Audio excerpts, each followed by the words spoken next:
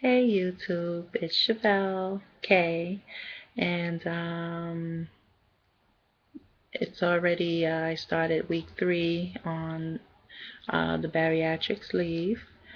Uh, as far as numbers are concerned, I'm now down to I started out 262 and went into surgery at 249, which was September 10th, and now I'm down to 232. Um, as far as taking measurements and stuff, which I did take measurements the day of surgery, or actually the day that I came home from surgery. So I don't plan on taking another measurement till I'll do that once a month. So I'm not too curious about that. But I wanted to talk to you today about uh, what's been going on and what not to do because I did it. So, so last week, which was my second week, I have the puree kind of food, soft and very smooth food. So basically, I just ate like a lot of cream of chicken soups and tomato soup and stuff like that. So today, which is Tuesday, with starting my third week, and now I'm able to eat soft foods. So this morning for breakfast, I had one scrambled egg. I barely finished it. The only thing I hate about that is they tell you have to eat slow. That's my challenge, eating slow. It's very hard for me to eat slow, especially if it's something like this small. And they tell you, you should at least take 20 minutes, to eat that. And like that used to take me a minute to eat. It would take me 5 minutes to eat a hero. But the thing is, when you wait, your eggs get cold. So it's I pop it in the microwave and stuff, whatever. So I did, I seasoned it up with some oregano and stuff like that. My stomach can take that. You can season your food however you want. Um, so I season it and I'm able to take it, which is good. I'm glad. Um, Also, a lot of drinking the liquids and stuff like that. So that was fine. Now, what I was gonna tell you what I did and try not to do it because you know that your mind it takes a time for your mind to catch up with your stomach. So when you get full in your head, or I know in mine, but in your head you're like, I want more, this tastes good. Wrong move. I didn't listen to my stomach. And after I finished, and it was chicken. It was not actual chicken. It was chicken of the sea. It's kind of like tuna fish, but it's chicken. And then I added some mayonnaise to it, and I kind of like blended it up a little bit, So it's kind of like a pate. Yeah, it's basically. And it just tastes so good because then I added some oregano and pepper. I like oregano and a little bit of curry in there. It was good. So I was eating it and eating it, take my time, and I wasn't listening to my stomach. And all of a sudden it felt like it was like stuck in my chest, and I was like not that you can't breathe, but you feel like your stomach is gonna explode. Now I used to feel like that when I used to stuff my face with a regular stomach. You know how like you just can't breathe and it's just like, oh man. See, but with the sleeve, you can't do that because your stomach is small. Hear me talking like I know, but yet, I still try, and that's the thing, I have to listen to my stomach. So lo and behold, what goes down must come up, and that's what happened. It came up. I felt so much better though when it did.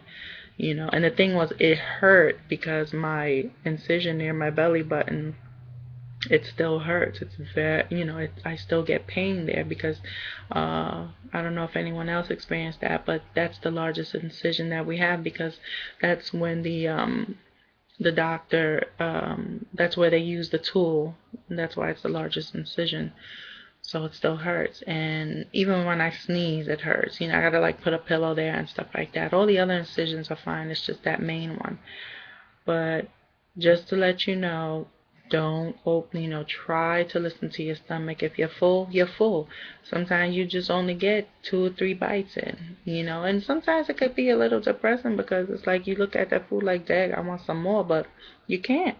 This is part of, the surgery and part of training your mind to really listen to your stomach. Eventually, like after you eat, it seems like about 5 or 10 minutes after, then your mind catches up with your stomach. But at the time you're eating, and the thing is, I think I must have just got excited because I'm not eating like the puree food and the smooth food. So I was like, let me try this, and it tastes good and stuff. Wrong move, wrong move. So just so just try to listen to your stomach because, it's just a pain in the neck to, you know, throw up and stuff like that. It's just, but it's something that it's a lesson learned, maybe I wonder if everybody goes through this, maybe they do, and then you learn, maybe you have to go through this, in order to learn your stomach, because it's hard. It's weird being full at 3 or 4, teaspoons of stuff, and it's amazing how like uh I can't eat a plate of food. It just amazes me, and but this is something that I chose to do and I'm glad I did. Oh, and just so you know, my high blood pressure is down. I went to the doctor. Normally, my high blood pressure is always, and this is on medication, always like 189 over 103. You would think I was going to have a stroke or something. Went to the doctor the other day and it was down 112 over 80. I have never seen my blood pressure like that, and that's really the main thing why I did this surgery. It wasn't so much about the weight, it was about my health. So, the doctor did clear me to exercise, so I started with the 5 pound weights with my arms because I don't want to be called flipper, when you get the hanging and all of that. So me and my husband were going to start weight training by the end of the week, and hopefully that'll go well. As far as the protein shakes, I've been getting my protein in, okay? But the thing is, like, sometimes you kind of get sick of the shakes. So what I do now also to switch it up is I freeze the shakes. I put them in this little Tupperware of the amount that I'm supposed to get. And then I freeze them so that at night, or in the morning if I want, I just take them out and it's like kind of like eating ice cream. It's just like a protein ice cream. So for those of you really not feeling the protein shakes, try that. You know, um, I also learned in another YouTube video, I forgot the guy's name, but he adds certain things like vanilla extract or almond extract, just a little drop or so just to maybe let it taste a little better. So, that's good too.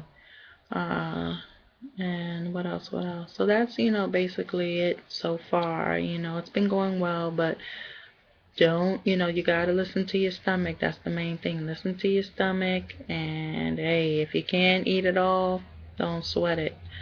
We all did this bariatric sleeve because we had problems with, portioning our food, small portions. That's why we got big. And so now we're turning over a new leaf and learning once again. It's like learning as a baby, except we're grown.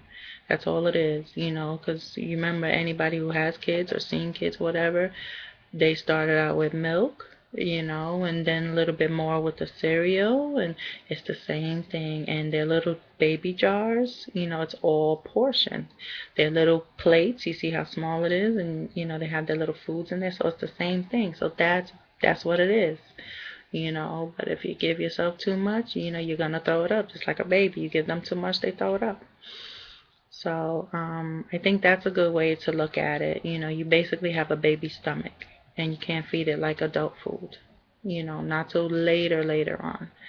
So that's my pretty much my update. And if you have any questions or whatever, I always answer right away the minute I, get the email that someone asked the question or whatever.